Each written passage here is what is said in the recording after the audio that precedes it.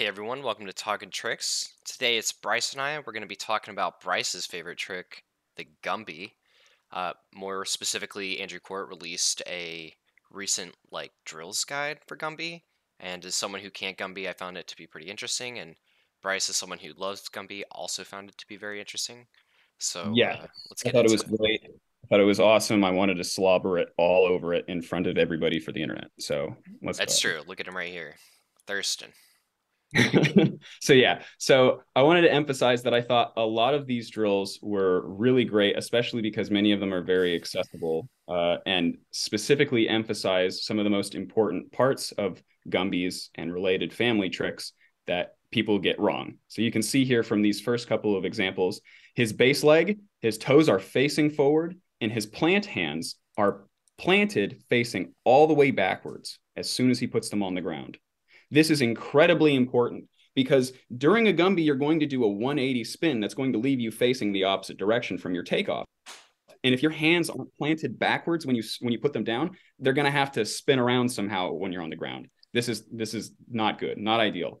Instead, put them down the way you intend to have them on the ground so that they can be a stable platform for you to press off of throughout the entire trick. As far as the advice that I gave a moment ago about having your foot facing forward, this is more something for the health of your knees, as well as a way for you to actually get power into the trick.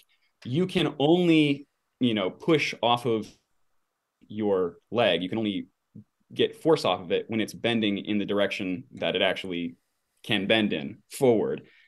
So your leg has to be you can't turn your leg sideways and then press into your Gumby slash rise like many people do and get nearly as much force return as you could if you were to press forward in this way, to say nothing of the injury increase or the rate of injury increase that happens from turning your foot sideways. So, yeah, keeping your foot facing forward like this not only allows you to more properly take advantage of bending your knee and pushing yourself into the trick, it also is much healthier for your knee to be bending in line with your momentum as opposed to perpendicular to it. All right. So that's what I wanted to mention about this. I thought they were really great. The only thing that I thought I would mention is that for one of these exercises coming up, this one specifically, right here, where he's bending down and then putting his hand on the ground. So there is a series of drills that actually go along with this that I think would be helpful to include. I'm not going to give a visual demonstration of them here. I'm only going to describe them. But instead of going all the way to the ground, it would be helpful to have something in front of you to hold on to, and then to try kicking your leg back up behind you with your chest up high, held as high upright as you can, and then held horizontal to the ground. And then with your hand down on the ground or as close to it, and your chest as close to your leg as you could get it. These three different positions, it's important to activate your back muscles and your leg muscles in all these three different positions for swings. So, and it also is it helps you get down into the lower position if you sort of work your way down into it through a series of angles, getting your chest closer to your leg, as opposed to just starting trying to get your chest down to your leg like that. That's really difficult for most people. And so sort of doing it in degrees as you get your chest lower is something that helps people a lot. So that's And what I wanted to say about this clip. Other than that, I think this is an incredibly complete list of drills for gun. You were going to say something, Jason? yeah, I was gonna say I think that the keeping your foot facing forward in the direction of your momentum, it actually serves an aesthetic purpose as well, and a lot like almost forcing you to invert more. As someone who definitely does the 90-degree overstep, I suffer from the resulting inversion struggle that comes from rise tricks when you do that overstep. And whenever I talk to people who can rise very well, like Ethan Turner and Andrew Court, they tell me, foot's got to be facing forward, even on the higher level uh, rise level tricks. Yes. And with them, I firmly agree on that. There are people who I've heard give snafu advice that has basically been to me that I should throw out all of the things that I know about doing Gumby and Rise properly and then just do it like completely differently. And maybe that can help some people do it, but I fundamentally refuse to learn. If I'm going to have to learn Snapu that way, then I've refused to. I'm going to keep trying and keep throwing it the harder way with the foot facing forward, because eventually when I do get it, it's going to look so good that way. It's worth But it to me. that's how it's. I think that that's how it's intended to be done. Especially when we look at a little bit of trick theory, just how tricks like aerial takes off if rise is like the mirror of that. Aerial Mhm. also takes off, facing forward or should be facing forward. And so as a result, you would think rise would as well. So All right, so that's all. That's my slobbering. That's all I can really do. I can't get on, I can't get on this guy's lap any more than that for the moment. But right. there was one other thing that I wanted to mention, because this idea of placing your foot forward, uh, it's not necessarily advice that is as commonly given for Gumby as it ought to be, considering that, like you were mentioning before, being that Rise and Aerial are sort of symmetric to one another. They're related to each other by just inside outside symmetry. They should have these things in common, including foot placement on takeoff. And so the actual trick that you're doing is dictated by what direction your foot is facing on takeoff. So even if you didn't have arguments like it's healthier for your knee and it's better for your knee, you get more power on takeoff to have your foot facing forward. Just technically, the way you should be doing it to make it the correct trick is to have your foot facing forward. So, that's just coming from symmetry from aerial, like you mentioned a moment ago. Right. However, most people turn their foot sideways anyway. And some people turn their foot so much that it crosses sort of a perpendicular, uh, and it's now hard to say that they're actually doing a Gumby slash rise slash touchdown rise. And it's now much easier to say that they're doing a master scoot, even though what they're doing does not resemble a master scoot to most people. So let's take a look at this clip of Jacob Penno right here. This is one of two clips that we're going to show. So look at his foot. It is not facing forward. That is his base leg right there. It is not facing us right now, but it is much closer to facing us than it is to facing forward. He has gone past 90 degrees from the semi position where you would normally be taking off. Yeah, the app this would be the absolute this would be past absolute semi into near hyper territory is the point we're trying to make. And so when you're taking off from hyper, uh, from your rise plant leg, your rise base leg here, that's no longer a rise. That is now a master scoot because you put your hand down. And so that's crazy, right? Because to most of us, this does not look like a master scoot at all, right? We have Absolutely. a very definite perspective on what a master scoot is. And yet, this is something where the base leg is taking off from hyper. He's planting his well, in his case, he tricks on his opposite side, so he's planting his right arm. Yeah. Uh, and so even though he's not using both arms, you don't necessarily have to use both arms for a master scoot. This is a master scoot just based off of the direction his foot is facing when he's taking off. And if you don't believe me that his foot is facing that direction, take a look at the way that he swings up into this trick. He does not swing with his heel. He swings with the top of his foot, because his hips are already facing up by the time he's doing his takeoff, his swing up into this trick, because he's already facing us essentially.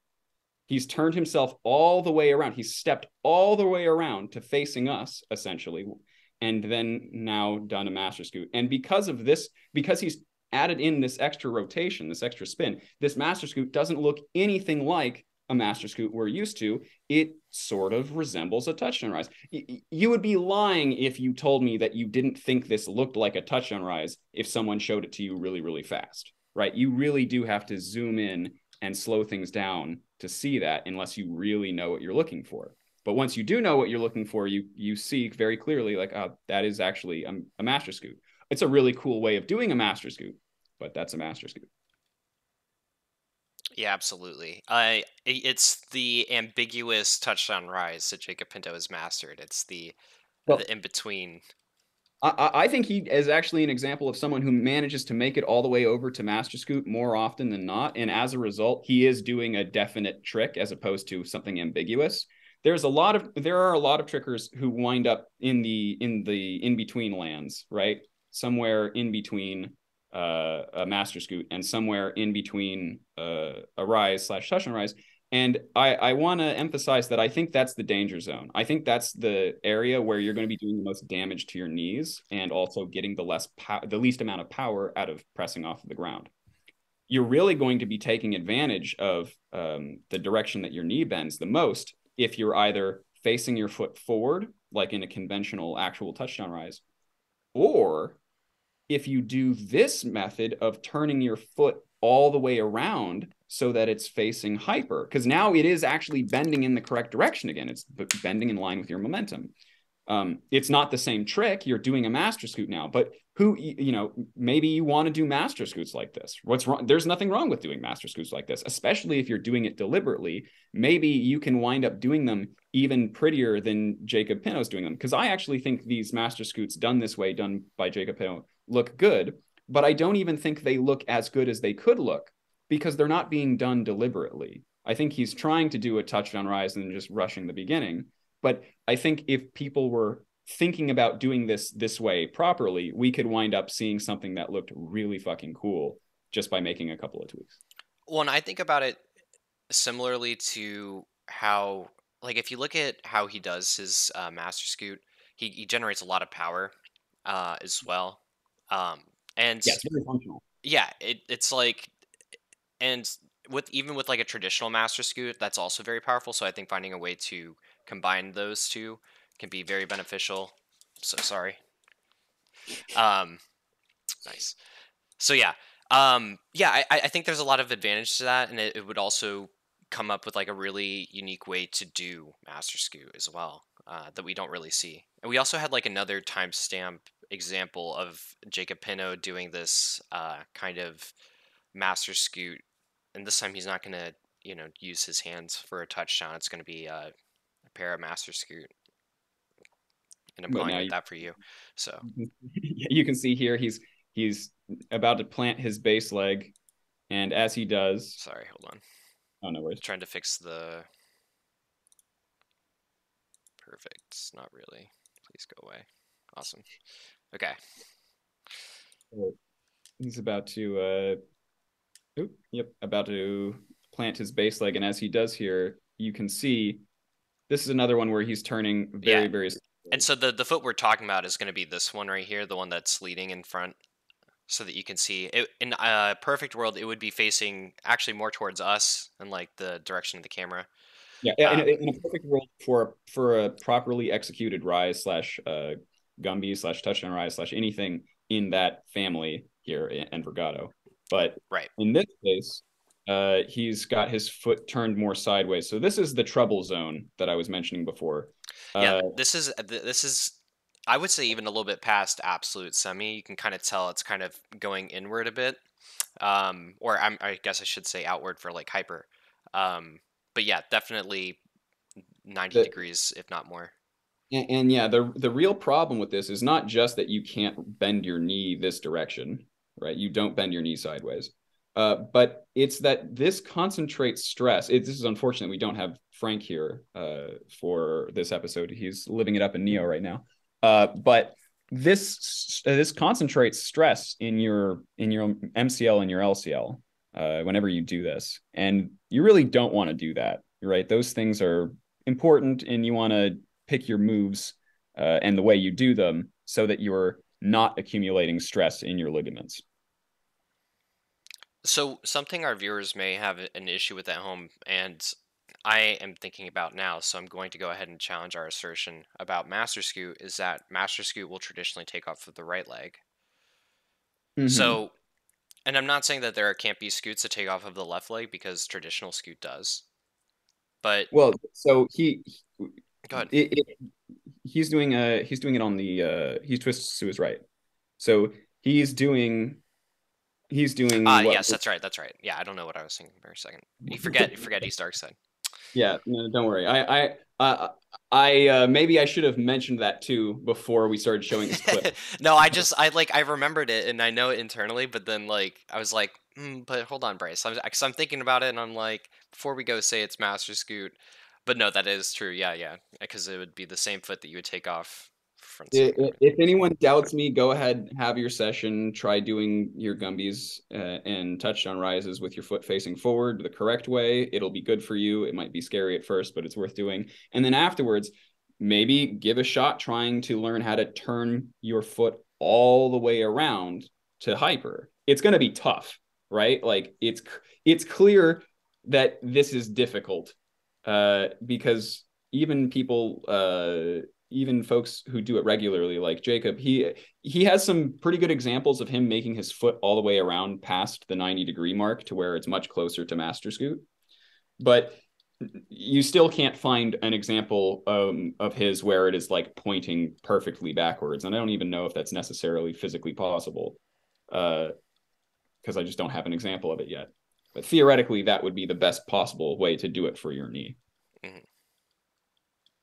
Cool. And you wind up with these new ways of doing master related tricks, right? Like this is theoretically a way that people could do master snapu or grandmaster snapu in a much easier way than the conventional way, which would be to do like aerial or cartwheel or some other thing that lands in hyper and then Yeah, going uh, from master absolute snapu hyper like that. rather than short hyper. Yeah, that's fucking hard, by the way, as someone who's tried to do that before. It's not an easy thing. Even if you're good at GMS, that's Yeah. fucking hard.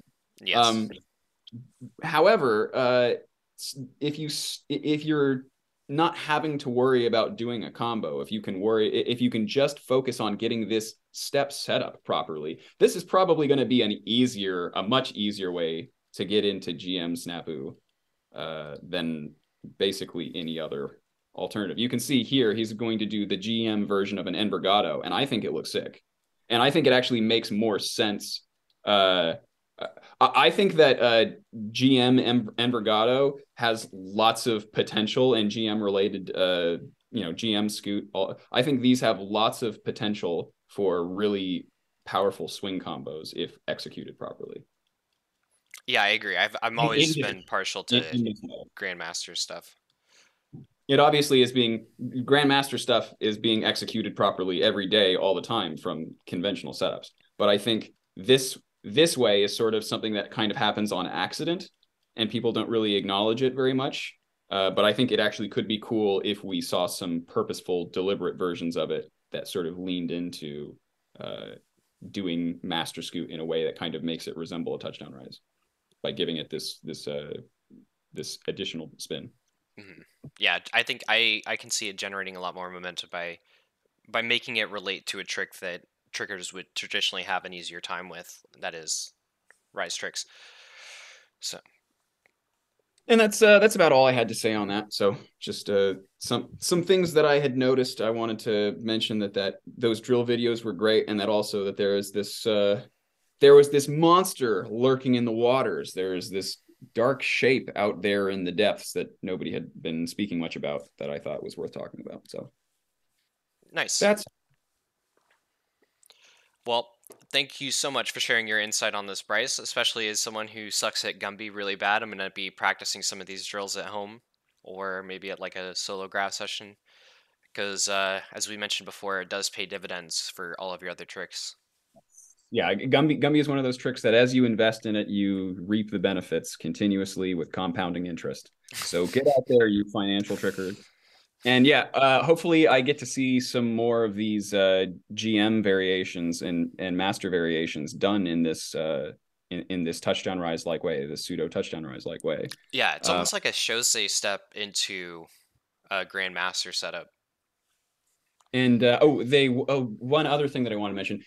So this the comments that I made about the properness of Andrew Court's drills and technique and how to do gummies and stuff. These are obviously my opinions as someone who's been doing gummies for God 10, 11 years now. I'm old as hell.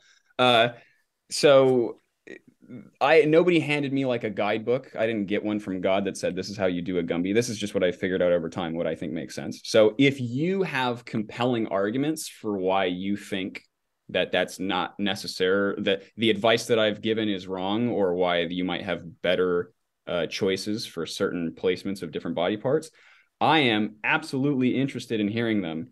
So please tell me what they are. By the way, I'm not here interested in hearing them if they're just like arguments from tradition. If you're just telling me, well, like traditionally in capoeira, we do it this way because like that was how it was written in the book. I'm not interested in hearing that argument. Uh, just just to preempt that. Yeah, fuck tradition. It's not so much fuck tradition. It's like those our tricks have evolved in a completely different setting than the traditional setting. So if you Right, come back like, well, why don't you do a master scoot like they do it in breakdancing? And it's like because it wouldn't be functional in tricking. That's right. why. Why don't Not going you round off and cartwheel like a gymnast? exactly. It's like Yeah, just fuck off, it please. just doesn't work. It's not what we're here for. Bring an argument like I am happy to like I'm happy to be wrong about this because I want to find the best way to do it and I want to hear good way even if I don't necessarily agree with you. I want to hear about different ways of doing it, but I want to hear about different ways of doing it that like make sense and aren't just like well someone are I don't want to hear arbitrary reasons. I want to hear like good non-arbitrary reasons. Yeah, good faith arguments only, Yeah, please. please. Well, this has I been want a you to this has been a talking tricks micro dissect. You could say it's kind of somewhere in between. Um, it's like a tricks dissect. I don't know. Right. I talked about Rise for a couple of minutes. That's what it and we wouldn't have it any other way, Bryce. Catch us next was. week when we upload some new content. I don't know what it'll be yet, but it'll be something.